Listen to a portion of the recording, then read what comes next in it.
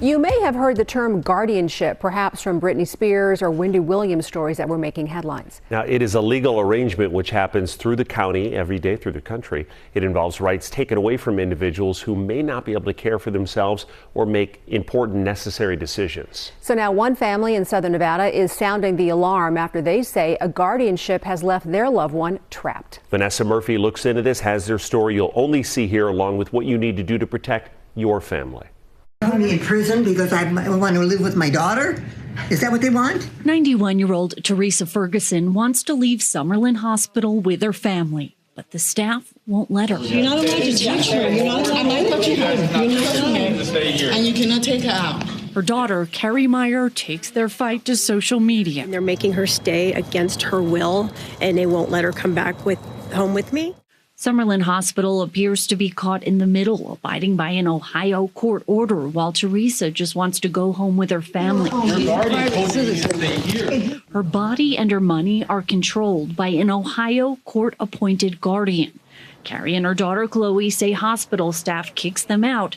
They head to Las Vegas Family Court to try to get help. She's being held against her will and has no voice. How trapped do you think your grandma feels? I think she feels extremely trapped. How would you explain why this all started? Why it all started? Like the guardianship. Just disagreement in family members. That's usually how it stems. A lot of times money. My mom wasn't extremely wealthy, but she did have some money, so I think the root is money. Theresa's case dates back to 2021, with an attorney appointed as a guardian of Theresa and her money in early 2022. Theresa was eventually placed in an assisted living facility. The Meyers claim communication was limited. She doesn't want to be in a home. The guardianship's been a very, very challenging thing in our life. And during a visit in December, they took Theresa back to Las Vegas, which they knew was a risk. We came out to Nevada after 18 months of her asking, please take me out of here. I don't want to be here. And then again at Summerlin Hospital, Theresa wants a voice. The 8 News Now investigators reached out during the family's fight, and a hospital spokesperson pointed to federal privacy laws, stated it's not their policy to refuse to let patients leave, and there are times, though, when we are legally obligated to not allow patients to leave the hospital. Guardianship is one example. But the day after we reached out, Carrie tells us Theresa was released. Your family's all you got. If you got family, you got everything. Theresa went home with her family. What is it like to have your mom sit next to you right now, outside the hospital? Oh, it's absolutely wonderful and magical.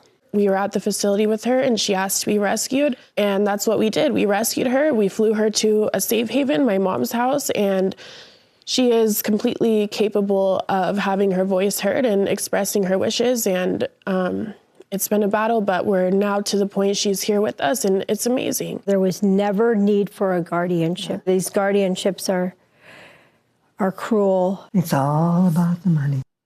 Goddamn money. Court records point to Social Security and 2 pensions.